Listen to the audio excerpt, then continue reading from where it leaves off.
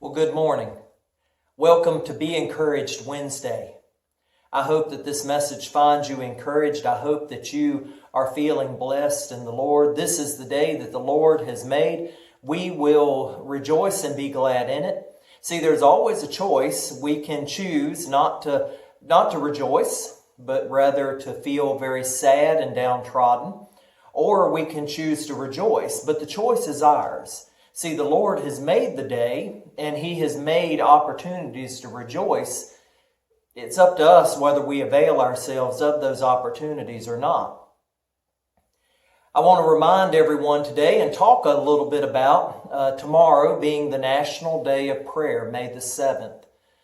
May the 7th is set aside as a National Day of Prayer. Of course, we need to remember the globe because, let's be honest, the United States needs prayer and the world needs prayer.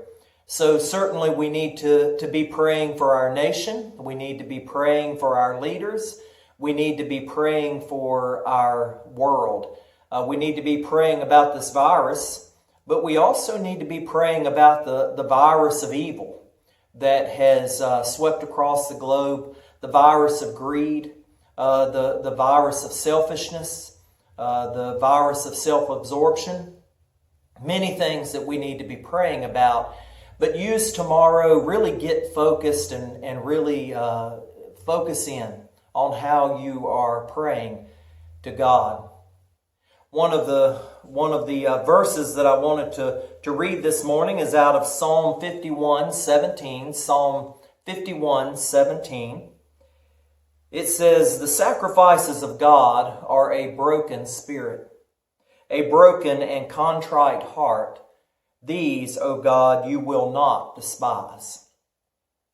See, the Bible's very clear that God expects us to come in obedience, that sacrifice is secondary, that obedience is first, a broken and contrite heart, a spirit that is seeking Him. Not seeking ourselves, seeking Him.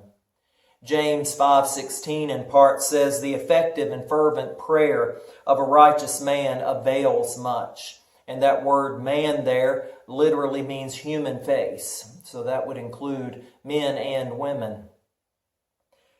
2 Corinthians 5:21, it says that Christ, it says, "For He made Him," that's Jesus, "who knew no sin, to be sin for us, that we might become the righteousness of God in Him." So the answer is very clear that in order to be a righteous man, to avail much in front of God with our fervent prayers, we must first believe in the one that imparts righteousness to us, which is Jesus. So I wanted to remind everyone of that.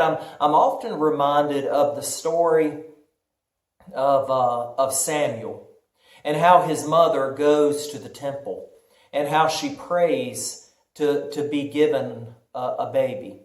And Samuel is the result of that prayer. God honors that prayer, and he gave her that baby, and she had dedicated him to service for the Lord. Many times in this church, when I see someone has had a baby, one of the first things that I do is I send them a little prayer, a little comment that talks about the mighty man or the mighty woman of God that baby is destined to become. Because I think that we are always, we must set it out right in front that these children are dedicated to God. The National Day of Prayer, I'm going to switch gears. The National Day of Prayer is tomorrow, as I've already talked about. You know, one of the things that I hear often people talking about is how selfish or how self-absorbed or how self-focused this world has become, how self-focused this nation has become.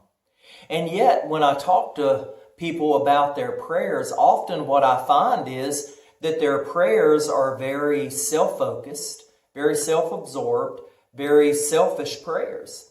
They get up in the morning, and if they pray at all, they pray around, help my family, help my job, help my home, help my car run well. Very selfish, very self-absorbed. No mention of the nation. No mention of revival in the nation. No mention of spiritual awakening.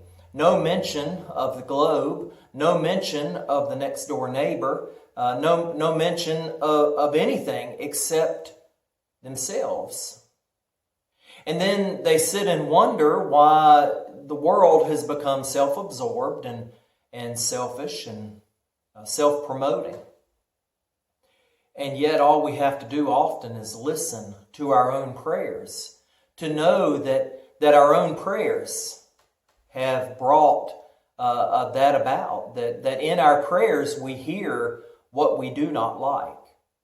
So I would invite you today that as tomorrow approaches, get in your mind that how you are going to pray for our leaders, regardless of your party affiliation. Lay down the political gauntlet for a little while, set it aside, and pray for this nation. Realize that we are all in this together, and that as our leaders go, so go the people. And if we want better leaders, we need to vote for better leaders, but that's not the subject today. We need to be praying for the leaders we have right at this very moment. We also need to be praying that people will receive peace. People will receive salvation. People will turn and be spiritually enlightened so that they might look and see the God that we worship. Many times in our prayers, we limit God. I know I do. I'm only going to speak for myself here. What I catch myself doing is asking God to do the things that I believe are very easy for Him to do. We have to be careful of that. We have to instead ask God the bold prayers. Ask Him to do the things that we don't know how we can do without Him. Bring Him in, and you are receiving power that created the universe, created this world, created every human life. Bring Him into the mix, and you are going to have a bold and changing prayer. Don't limit God. I tell people that I work with, I often mentor people, and I tell them, don't grade your own paper. And in this case, I'm going to invite you not to grade God's paper. In other words, don't tell God what you think God can do. Tell God what you need, and let Him do what He will do. Tell Him how you want to serve, and let Him lead you to where you should serve. On this day before National Day of Prayer, I want you to be mindful. I want you to sit and decide, how will I pray for this nation? How will I pray for our leaders? How will I pray for our population? How will I pray so that it makes a difference going into the future? See, James was right when he said that the righteous prayer, the fervent prayer of a righteous man avails much. He's absolutely right when he says that. If you will have a fervent prayer before God and you have veiled yourself in righteousness, that prayer will be honored. God will honor that prayer when it is prayed from a broken and contrite spirit, a spirit of humility, a spirit knowing that God is the potter and we are the clay. We mustn't, as the Bible tells us, begin to, as the clay, tell the potter what the potter ought to be doing. See, that it doesn't work that way. We need to be the obedient clay in the potter's hands. I would invite you today to think about that, and then as we go towards tomorrow, in the morning when you wake up bright and early, get up out of the bed and say a prayer for national, for the nation, and for national revival, and for national spiritual awakening, so that we might turn back to the God who has blessed us so richly. I want you to be blessed.